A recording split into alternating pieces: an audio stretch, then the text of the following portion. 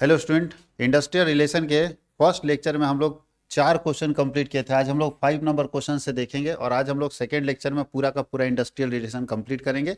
जो बच्चे अभी सेमेस्टर 4 का एग्जाम दे रहे हैं, बीकॉम सेमेस्टर 4, विनोबा भावे विश्वविद्यालय हो या झारखंड के कोई भी यूनिवर्सिटी में आप हैं, और अगर आपका पेपर इंडस्ट्रियल रिलेशन है सेमेस्टर 4 में मेजर पेपर 8, तो आप यहाँ इसको देख सकते हैं। चाहे जिस भी सेमेस्टर में हो, कभी कभी जैसे रांची यूनिवर्सिटी में सेमेस्टर 3 में हो जाता है, सिलेबस सेम रहता है, कंटेंट में कोई दिक्कत नहीं, सारा कंटेंट काम करेगा। चाहे वो रांची यूनिवर्सिटी हो, चाहे विनोबा भावे हो, चाहे बीबीएम को धनबाद हो, चाहे नीलांबर पीताम्बर हो, चाहे कोल्हान हो, चाहे सिद्धू कानू मुर्मू यूनिवर्सिटी हो या बिहार का कोई यूनिवर्सिटी हो। ये वीडियो जो सब के लिए काम का है, जो अभी एग्जाम देने वाले हैं। आपके एग्जाम में इंपॉर्टेंट क्वेश्चन क्या हो सकता है, तो ये इंपॉर्टेंट क्वेश्चन का पूरा कलेक्शन है और हम लोग एक वीडियो ऑलरेडी डाल चुके हैं, आप जाके प्लेलिस्ट में देख लीजिएगा। ये सेकेंड लेक्चर है जहां पे, और ये सब का सब पी वाई क्यू है। ये सारे के सारे क्वेश्चन पी वाई क्यू हैं, प्रीवियस ईयर क्वेश्चंस हैं, जो पहले के एग्जाम में आए हुए क्वेश्चन हैं। और ज़्यादातर जो यूनिट से क्वेश्चंस आते हैं वो पी वाई क्यू ही रिपीट कर दिया जाता है। क्वेश्चन क्या है, तो क्वेश्चन हम लोग पढ़ते हैं इसको। बोला है, औद्योगिक संबंध से आपका क्या मतलब है? What do you mean bye industrial relation, explain it's objective. I R क्या है, इंडस्ट्रियल रिलेशन क्या है और इसके उद्देश्य बताइए। तो याद रखना, इंडस्ट्रियल रिलेशन का मतलब होता है रिलेशन बिटवीन। इंडस्ट्री में रिलेशन किस चीज़ का है? तो इंडस्ट्री में हम जब रिलेशन की बात करते हैं तो इंडस्ट्रियल रिलेशन शो करता है relation between employee and employer. बोलता है industrial relation refers to the relationship between दो चीज, एम्प्लॉयर और इम्प्लॉई। एम्प्लॉयर और इम्प्लॉई के बीच में जो रिलेशन होता है, उस रिलेशन को हम इंडस्ट्रियल रिलेशन कहते हैं, औद्योगिक संबंध कहते हैं। इसका मतलब है कि किसी भी उद्योग में कर्मचारी और स्वामी के बीच में, कर्मचारी और प्रबंध के बीच में जो संबंध होता है उसे हम औद्योगिक संबंध कहते हैं। और कोई भी इंडस्ट्री तभी अच्छा बन पाती है, तभी ग्रो कर पाती है, जब उसके यहाँ इंडस्ट्रियल रिलेशन यानी उसकी इंडस्ट्री में रिलेशनशिप अच्छे होंगे between worker to management. Worker और मैनेजमेंट के बीच में अगर अच्छे संबंध होंगे तो वो इंडस्ट्री ग्रो करेगी। और जहाँ पे वर्कर और मैनेजमेंट के बीच में अच्छे संबंध नहीं होंगे, वो यूनिवर्सिटी ग्रो, वो इंस्टीट्यूशन या वो कंपनी, वो इंडस्ट्री ग्रो नहीं कर पाएगी। क्योंकि वर्कर और मैनेजमेंट दोनों मिलकर इंडस्ट्री को चलाते हैं। इंडस्ट्री को चलाने के लिए इंडस्ट्री का जरूरत है, उसको दो लोग मिलकर खींच रहे हैं। एक तरफ मैनेजमेंट है, दूसरी तरफ उसके वर्कर हैं। अगर मैनेजमेंट बहुत स्ट्रांग है और वर्कर वीक है तो इंडस्ट्री ग्रो नहीं कर पाएगी। वर्कर बहुत स्ट्रांग है, मैनेजमेंट वीक है, तो इंडस्ट्री ग्रो नहीं कर पाएगी। इंडस्ट्री ग्रो तभी करेगी जब दोनों अच्छे होंगे, चाहे वो मैनेजमेंट हो चाहे वो वर्कर हो। दोनों के दोनों जब अच्छे होंगे और दोनों एक ही पर्पस के लिए काम करेंगे तो इंडस्ट्री ग्रो होगी। इसलिए industrial relation means relationship between management and worker. औद्योगिक संबंध का अर्थ होता है वो जो इंडस्ट्री है और वर्कर है, दोनों के बीच में क्या संबंध है, उसको हम इंडस्ट्रियल रिलेशन के अंदर देखते हैं। उद्देश्य क्या है, क्यों इंडस्ट्रियल रिलेशन आपको पढ़ना चाहिए, क्यों औद्योगिक संबंधों के बारे में जानकारी रखना चाहिए? तो औद्योगिक संबंध का पहला उद्देश्य है टू मेंटेन इंडस्ट्रियल पीस। हम इसलिए अपने वर्कर के बीच में इंडस्ट्रियल रिलेशन डेवलप करते हैं, औद्योगिक संबंध डेवलप करते हैं, ताकि उद्योगों में शांति बनी रहे। यानी कभी कोई हो हंगामा ना हो, कोई मुर्दाबाद जिंदाबाद ना हो, तालाबंदी नहीं हो, हड़ताल नहीं हो, कोई स्ट्राइक नहीं हो, कोई लॉकआउट नहीं हो। बस वर्कर आए, आराम से पीसफुल एनवायरनमेंट में काम करें और जाएं। तो अगर आप चाहते हैं कि इंडस्ट्रियल पीस मेंटेन रहे तो आपको रिलेशन बनाना पड़ेगा, रिलेशन बिल्ड करना पड़ेगा between worker and management. Second, to improve employer and employ relationship. हम चाहते हैं कि एम्प्लॉयर और एम्प्लॉय का जो रिलेशनशिप है वो बहुत मजबूत बने। इसके लिए एक अच्छा आपको आईआर करना पड़ेगा, इंडस्ट्रियल रिलेशन बिल्ड करना पड़ेगा। एक ऐसा रिलेशन बिल्ड कीजिए जहां वर्कर और मैनेजमेंट बहुत स्ट्रांग रिलेशनशिप में हो, लड़ाई का कोई चांस ना हो। तीसरा, to increase productivity and efficiency. अगर आप चाहते हैं कि हमारे इंडस्ट्री में प्रोडक्टिविटी यानी प्रोडक्शन करने की कैपेसिटी भी बढ़े और प्रोडक्शन भी बढ़े और इफिशिएंसी भी बढ़े, तो आपको अपने वर्कर के साथ मिलके काम करना होगा, उनके साथ एक अच्छा रिलेशन बिल्ड करना होगा। जब तक आप अपने वर्कर के साथ अच्छे रिलेशन बिल्ड नहीं करेंगे तो वर्कर की ना तो प्रोडक्टिविटी बढ़ेगी और ना ही इफिशिएंसी बढ़ेगी। To protect the interest of worker, आपको वर्कर के इंटरेस्ट को भी प्रोटेक्ट करना होगा, यानी वर्कर के हित को भी ध्यान रखना होगा। ऐसा नहीं सिर्फ उससे काम कराइए, ये भी ध्यान रखना होगा कि वर्कर काम कर रहा है तो भाई उसका हेल्थ इशू के बारे में हम लोग देखेंगे। अगर वर्कर काम कर रहा है तो देखेंगे कि उसको टाइम पर सैलरी मिल रहा है कि नहीं मिल रही है, ये सारी सुविधाओं के बारे में देखेंगे। तो वर्कर अगर काम करेगा तो उसके इंटरेस्ट के बारे में भी बात करेंगे और मैनेजमेंट के इंटरेस्ट के बारे में, यानी हमको दोनों का इंटरेस्ट कवर करना है।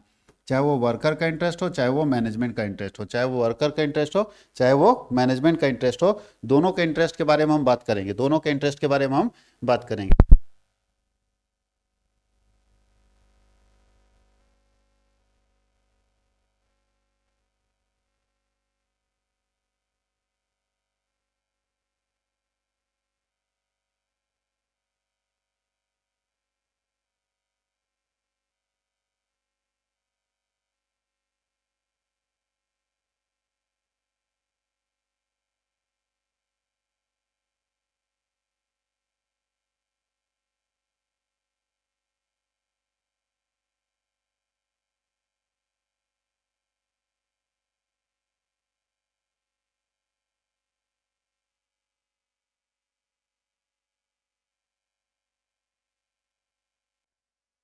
याद रखना यहाँ पे बोलता है to protect the interest of worker and management. यानी अगर इंडस्ट्रियल रिलेशन बिल्ड होगा तो ऐसा नहीं कि केवल वर्कर के इंटरेस्ट के बारे में बात होगा, वर्कर के इंटरेस्ट के साथ साथ मैनेजमेंट के इंटरेस्ट के बारे में बात होगा। यानी ऐसा भी ना हो कि मैनेजमेंट बेचारा परेशान हो जाए और ऐसा भी ना हो जाए कि वर्कर परेशान हो जाए। दोनों के इंटरेस्ट को हम प्रोटेक्ट करेंगे, दोनों के इंटरेस्ट को हम सेफगार्ड करेंगे।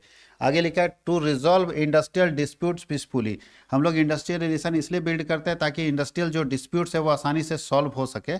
जो भी इंडस्ट्री में विवाद है, बहुत बार विवाद होता है सैलरी को लेके, फैसिलिटीज को लेके, वर्कर विरोध कर देता है कि हमको ये फैसिलिटी चाहिए। तो भाई जो भी फैसिलिटी है उसको एग्रेसिव वे में नहीं आके उसको पीसफुली हम लोग सॉल्व करेंगे, रिजॉल्व करेंगे। उसके लिए इंडस्ट्रियल रिलेशन चाहिए। अगर हम अपने वर्कर के साथ अच्छे रिलेशन बिल्ड करेंगे तो ऐसे स्थिति में जो भी प्रॉब्लम होंगे, जो भी डिजायर्स आते हैं, जो भी ग्रीवांसेस आते हैं, विवाद आते हैं, है ना, समस्याएं आती है, उसका सोल्यूशन हम पीसफुली कर सकते हैं। अगला है to encourage worker participation in management. हम चाहेंगे कि मैनेजमेंट में जो वर्कर का पार्टिसिपेशन बढ़े, यानी जहां मैनेजमेंट फैसले लेता है, जो मैनेजमेंट में जहां फैसले होते हैं वहां पे वर्कर का एक दो रिप्रेजेंटेटिव बैठे, ताकि अगर मैनेजमेंट कोई गलत फैसला ले रहा है तो वर्कर का रिप्रेजेंटेटिव वहीं से उसको विरोध करे, अपोज करे, ताकि वर्कर जो है वो उसका रिप्रेजेंटेटिव वहां से विरोध करेगा तो वर्कर के साथ जो है नाइंसाफी नहीं होगी, वर्कर के साथ कोई गलत नहीं होगा, तो फिर विवाद का सवाल ही नहीं है। यानी कोई समस्या अगर वर्कर से रिलेटेड है तो पहले ही उसको वहां हल्ला करेगा कि नहीं ये चीज़ नहीं होना चाहिए, इससे वर्कर का ये इंटरेस्ट जो है प्रोटेक्ट नहीं होता है। तो वर्कर के बारे में भी सोचिए, वही चिल्लाना शुरू करेगा। इसलिए सबसे इंपॉर्टेंट चीज़ है वर्कर पार्टिसिपेशन इन मैनेजमेंट। सबसे इंपॉर्टेंट है वर्कर पार्टिसिपेशन इन मैनेजमेंट। आगे यहाँ चलते हैं क्वेश्चन नंबर 6। बोले explain the difference between participating management and को ओनरशिप। बोलता है कि क्या डिफरेंस है पार्टिसिपेटिव मैनेजमेंट और को ओनरशिप में, क्या डिफरेंस है पार्टिसिपेटिव मैनेजमेंट और को ओनरशिप में, याद रखिएगा। तो चलिए सबसे पहले हम लोग अंतर पढ़ते हैं पार्टिसिपेटिव मैनेजमेंट और को ओनरशिप में क्या है। तो सबसे पहला मीनिंग आता है पार्टिसिपेटिव मैनेजमेंट और को ओनरशिप में कि एम्प्लॉई, चलिए सबसे पहले हम लोग इसको डिस्कस कर लेते हैं। बोलता है पार्टिसिपेटिव मैनेजमेंट और को ओनरशिप का सबसे पहला डिफरेंस है कि employ participate in decision making process. Participative management में एम्प्लॉय क्या करता है, जहां डिसीजन मेकिंग होता है वहां पार्टिसिपेट करता है, यानी कर्मचारी निर्णय लेने की प्रक्रिया में भाग लेता है पार्टिसिपेटिव मैनेजमेंट में। यानी जहां पे पार्टिसिपेटिव मैनेजमेंट होता है वहां एम्प्लॉय क्या करता है, जहां डिसीजन लिया जा रहा है वहां पे पार्टिसिपेट करता है, और यहाँ कर्मचारी संस्था के सह मालिक बन जाते हैं, यानी कर्मचारी को ओनरशिप मिल जाता है, यानी अब वो मालिक हो जाते हैं। तो दोनों अलग अलग चीज़ है। यहाँ पे हमको निर्णय लेने का, जहाँ निर्णय लिया जाता है वहाँ हमको भाग लेने का अधिकार मिलता है, जबकि इसमें हम मालिक ही बन जाते हैं। बोलता है नो ऑनरशिप, इसमें ऑनरशिप नहीं ना मिलेगा, खाली बस भाग लेने का अधिकार, लेकिन इसमें ऑनरशिप मिलेगा। तो बोलता है कि no ownership right are given to employ. यहाँ पे एम्प्लॉय को स्वामित्व नहीं दिया जाता, मालिकाना हक नहीं दिया जाता, जबकि जब को ऑनरशिप है तो यहाँ तक हम मालिक रहेंगे, भले 2% के मालिक हो। नेचर, बोलता है ये कंसल्टेटिव नेचर है या एडवाइजरी नेचर, यहाँ पे खाली आपको सलाह देना होगा, लेकिन यहाँ तो आप मालिक हैं, यहाँ पे आपके पास लीगल पावर भी है और साथ ही साथ फिनेंशियल पावर भी। हम 2% के मालिक हैं तो 2% का हमारा फाइनेंशियल पावर भी है और लीगल पावर भी, हम केस भी कर सकते हैं। आगे डिसीजन मेकिंग पावर, यहाँ पे डिसीजन मेकिंग पावर नहीं है, यानी जब आप पार्टिसिपेट करते हैं मैनेजमेंट में तो कुछ डिसीजन आप ले सकते हैं, लेकिन यहाँ पूरा डिसीजन पावर हो, मालिक बन गए भले 1% के, 0.25% के हैं, ऑनर तो है ना, तो मेरे पास पूरा डिसीजन मेकिंग पावर है कि हम जो चाहें वो निर्णय यहाँ पे अपना बता सकते हैं। रिस्क बेयरिंग, रिस्क बेयरिंग ध्यान रखिएगा, जब आप मालिक नहीं है तो यहाँ पे रिस्क नहीं। बोलता है कि एम्प्लॉय डू नॉट हैव या do not bear any risk. जब हम सिर्फ मैनेजमेंट में पार्टिसिपेट कर रहे हैं, पैसा वैसा लगा नहीं रहे हैं, तो डूबेगा तो समझे अपना, मेरा कोई लॉस नहीं। लेकिन ऑनरशिप में लॉस है, क्योंकि मेरा मालिकाना हक है, अगर कुछ होता है तो हमारा लॉस हो जाएगा, तो ऑनरशिप में हमारे साथ लॉस हो जाता है। आगे ऑब्जेक्टिव, उद्देश्य क्या है, तो याद रखिएगा यहाँ ऑब्जेक्टिव में लिखा है कि इसका उद्देश्य होता है कर्मचारी और प्रबंध के बीच में अच्छे संबंध बनाना, औद्योगिक संबंध और उत्पादकता को सुधारना इसका पर्पस है, ताकि कर्मचारी जब हमारे डिसीजन मेकिंग प्रोसेस में आएगा तो हमारे यहाँ का जो प्रोडक्टिविटी वो बढ़ेगा और इंडस्ट्रियल पीस बढ़ेगा। और इसका काम होता है कि कर्मचारी तो है ही, साथ ही साथ मालिक बनाना, ताकि उसको ये फील हो कि ये इंडस्ट्री हमारी है, अगर हम और मेहनत करेंगे तो हमको सैलरी तो मिल ही रहा है प्लस प्रॉफिट भी तो मिलेगा। ये है, जैसे इसके अंदर हम क्या क्या करते हैं, प्रॉफिट शेयरिंग करते हैं, ESOP देते हैं, कोऑपरेटिव इंटरप्राइजेज स्टार्ट करते हैं, इसका एग्जांपल है ये। और इसके अंदर हम वर्क कमेटी बनाते हैं, ज्वाइंट मैनेजमेंट काउंसिल बनाते हैं, इस तरह से हम लोग ये काम करते हैं। अगला क्वेश्चन है what do you mean bye grievances, explain the grievances redressal machinery in India. Grievance मतलब होता है समस्या, विवाद, शिकायत।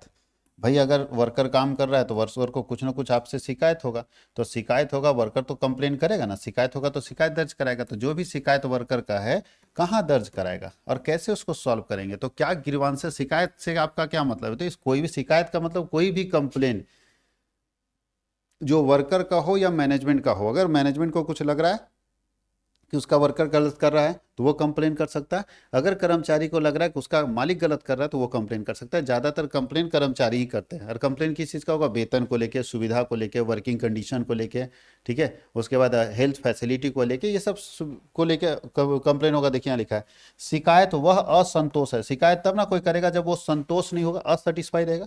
जब कोई व्यक्ति सेटिस्फाई है, संतुष्ट है, तो कंप्लेन नहीं करेगा। जब वो संतुष्ट नहीं है, सेटिस्फाई नहीं है, या उसको लग रहा है कि अन्याय मेरे साथ हो रहा है, तो कंप्लेन करेगा। तो जब कोई व्यक्ति असंतोष या अन्याय की भावना में रहता है, बोलता है कि शिकायत वह असंतोष या अन्याय की भावना है जो कर्मचारी को वेतन, कार्य परिस्थितियों, पदोन्नति, अनुशासन, प्रबंधन के व्यवहार में के कारण उत्पन्न होती है। यानी या तो सैलरी से रिलेटेड हो सकता है, या तो वर्किंग कंडीशन से रिलेटेड हो सकता है, या प्रमोशन से रिलेटेड हो सकता है, या डिसिप्लिन से रिलेटेड हो सकता है, या मैनेजमेंट, ये सब बात से लेके कहीं ना कहीं शिकायत वर्कर का हो जाता है। तो अगर इन सब बातों से कहीं ऐसा लग रहा है, असंतोष है कर्मचारियों में, या उसे लग रहा है कि अन्याय उसके साथ हो रहा है, तो ऐसी स्थिति में ग्रीवांसेस आएंगे ही आएंगे, शिकायत आएंगे। अब शिकायत के कारण क्या हो सकते हैं? तो कारण है कि कम सैलरी दीजिएगा तो शिकायत होगा कि हमको कम वेतन मिल रहा है। और खराब वर्किंग कंडीशन, जहां काम करो वर्किंग कंडीशन अच्छा नहीं, उसको लेकर शिकायत हो सकता है। प्रमोशन को लेकर शिकायत हो सकता है कि हम सही आदमी को प्रमोशन नहीं दिया गया। ट्रांसफर को लेकर शिकायत हो सकता है कि हमको वहां ट्रांसफर दे दिया गया। और क्या है? अनुशासनात्मक कार्रवाई को लेके, डिसिप्लिनरी एक्शन को लेके, कि भैया इसके ऊपर ये गलत काम किया गया है, गलत अनुशासन, अनुशासन मतलब क्या होता है? उसको हटा दिया जाता है कि भागो तुम यहाँ। तो गलत अगर होगा तो असंतोष होगा। पर्यवेक्षक का गलत व्यवहार, सुपरवाइजर गलत बिहेवियर रखा है, ये सब विवाद का कारण है इंडस्ट्री में। तो ऐसा अगर असंतोष है तो उसको ठीक करना है। तो इस ठीक करने के लिए क्या करें? तो उसके लिए कुछ संस्था हमने बना रखी है जिसको बोलते हैं ग्रीवांसेस रिड्रेसल मशीनरी। अगर वर्कर को ये सब समस्या हो रही तो कहाँ जाके कंप्लेन करेगा? तो देख लीजिए कहाँ कंप्लेन करेगा। सबसे पहला कंप्लेन होता है इमीडिएट सुपरवाइजरी लेवल, यानी सबसे नीचे लेवल, सबसे नीचे लेवल उसको बोलते हैं इमीडिएट सुपरवाइजरी लेवल। वहाँ जाके आप शिकायत करिए। यानी एक वर्कर अगर परेशान है तो अपने सुपरवाइजर को बताता है कि सर ऐसे ऐसे है, देख लीजिए इसको, नहीं तो हम लोग बड़ा आंदोलन खड़ा कर देंगे। अगर छोटा मोटा मैटर है तो यहीं सलट गया, यहीं ये ठीक कर देता है। लेकिन बड़ा मैटर है, इससे नहीं हो पाता तो फिर जाता है डिपार्टमेंटल हेड के पास कि हम बता देंगे उनको। जैसे मान लीजिए हम ब्रांच में काम कर रहे हैं, मेरे साथ कुछ गलत हो रहा था, हम ब्रांच मैनेजर को बताए, वो नहीं संभाल पाया, उसका नहीं सुना लोग, तो हम जाएंगे उसके ऊपर डिपार्टमेंटल हेड के पास। फिर डिपार्टमेंटल हेड के पास भी नहीं सुनवाई हुआ तो ग्रीवांसेस कमेटी के पास जाएंगे, यहाँ भी सुनवाई नहीं हुआ तो ट्रेड यूनियन लेवल में सुनवाई करेंगे, यहाँ भी सुनवाई नहीं हुआ तो वॉलंटरी आर्बिट्रेशन करेंगे या लेबर कोर्ट चल जाएंगे, लेबर कोर्ट में फैसला देंगे। और यहाँ भी फैसला नहीं हुआ तो भैया जाएंगे सुप्रीम कोर्ट, सुप्रीम कोर्ट फैसला तो इंटरनेशनल लेबर कोर्ट चल जाएंगे।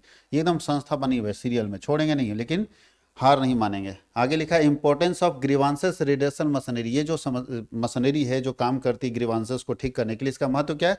इसका काम है औद्योगिक विवादों को रोकना, लोगों के मनोबल और उत्पादकता को बढ़ाना, और इंडस्ट्रियल पीस, औद्योगिक शांति बनाए रखना। यही काम है ग्रीवांसेस रिड्रेसल मशीनरी का।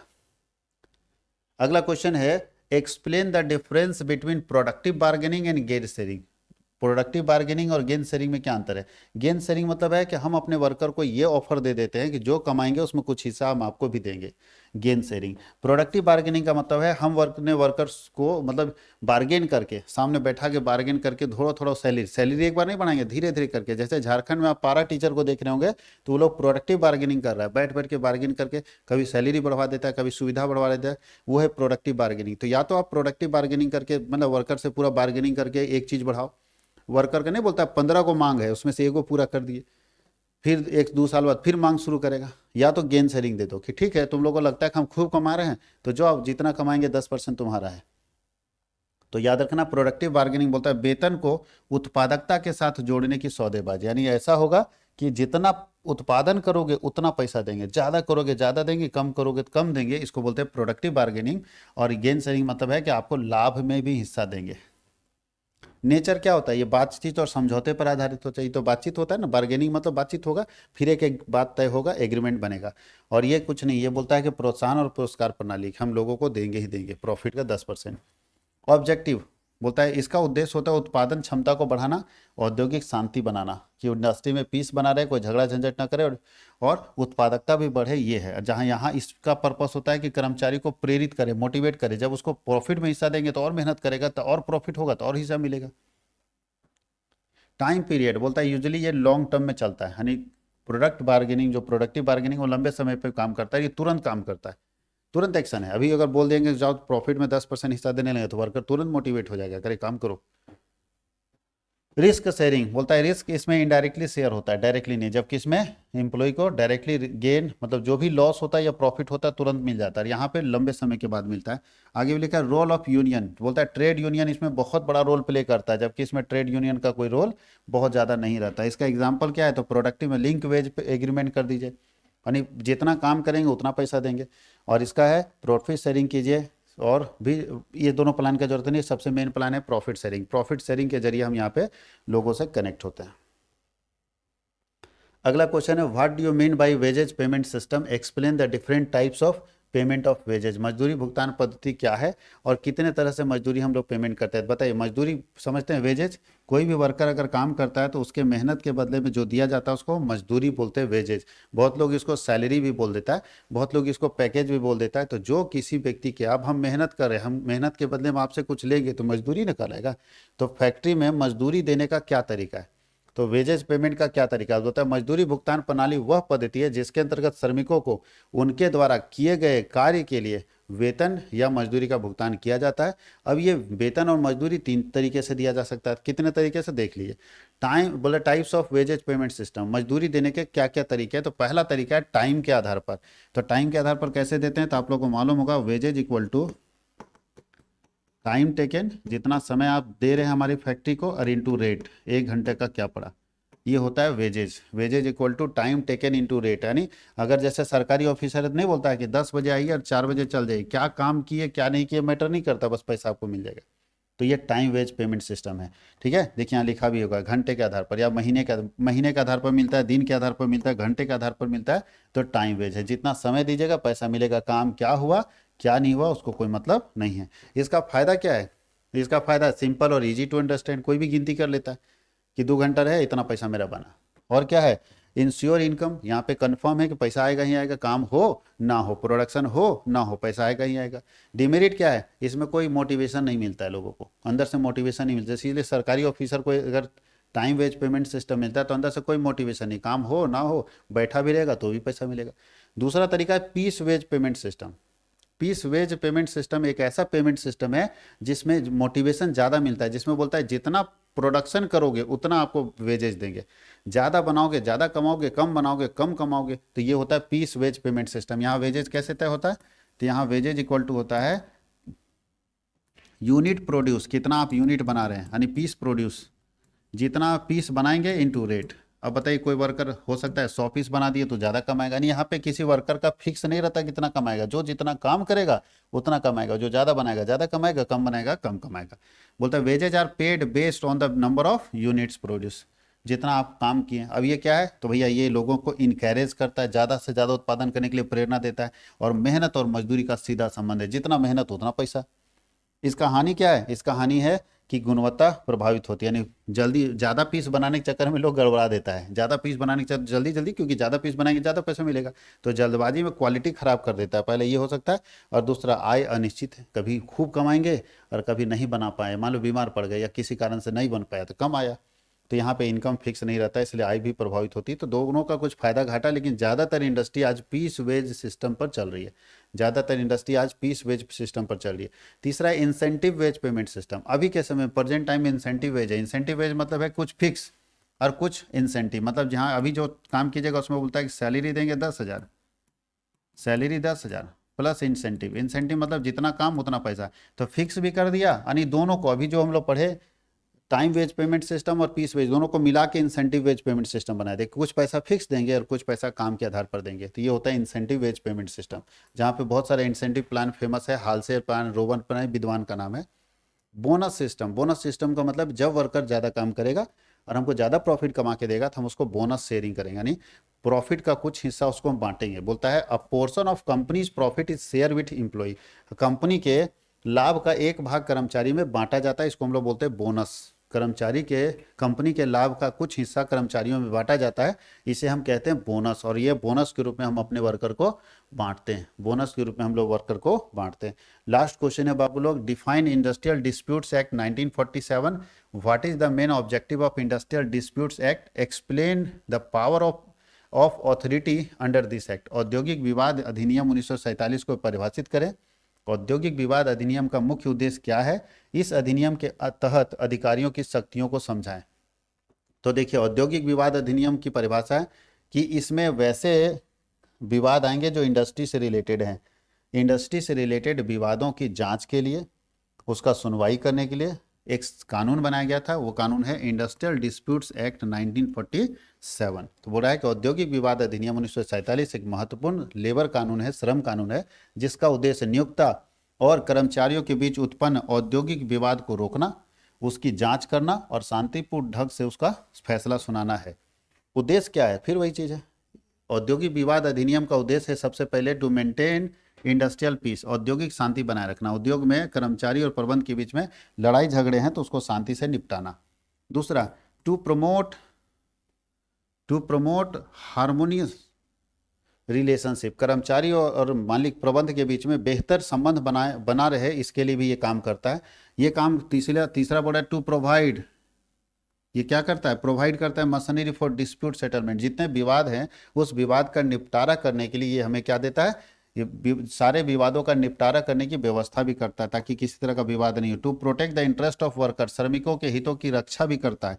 उसके बाद है to regulate strike and lockout, तालाबंदी और हड़ताल को रेगुलेट भी करता है कि तालाबंदी और हड़ताल ना हो। ये सारी व्यवस्थाएं इसका काम है कि भाई ये सब चीज़ ना हो, इसके लिए ये बनाया गया है कानून कि नहीं, एक संस्था है जो कोशिश करती है कि ये सब विवाद ना हो, ताकि कर्म देखिए देश में जितना अच्छा इंडस्ट्री चलेगा देश की सरकार को रेवेन्यू उतना ही आएगा।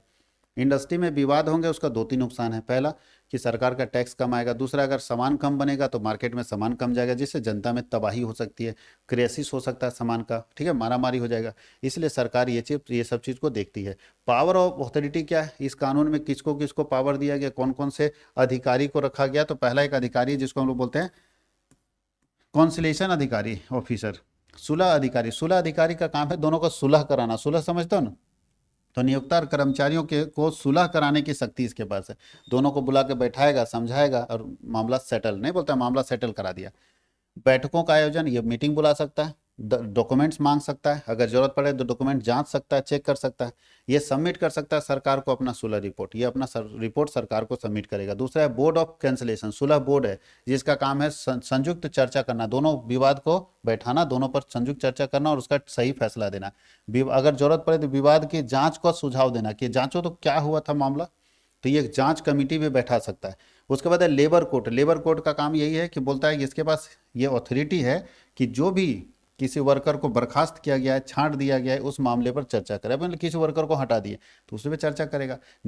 इसका निर्णय कानूनी रूप से बाध्य होगा, नहीं लेबर कोर्ट जो बोल दिया वो कंपनी को या एम्प्लॉय को मानना ही पड़ेगा। लेबर कोर्ट जो बोल दिया वो कंपनी और एम्प्लॉय को मानना ही पड़ेगा। आगे है इंडस्ट्रियल ट्रिब्यूनल है। इंडस्ट्रियल ट्रिब्यूनल का मतलब क्या होता है, इंडस्ट्रियल ट्रिब्यूनल का मतलब क्या हुआ कि ऐसी संस्था, औद्योगिक न्यायाधिकरण एक ऐसी संस्था होगी जहां पे इंडस्ट्री से जुड़े सारे विवादों का निपटारा किया जाएगा। इंडस्ट्रियल ट्रिब्यूनल एक ऐसी संस्था होगी जहां उद्योगों से संबंधित विवादों का निपटारा किया जाएगा। बोलता है यहाँ पे वेजेस से रिलेटेड, वर्किंग आवर्स से रिलेटेड, अलाउंसेस से रिलेटेड जाके कंप्लेन फाइल कर सकते हैं।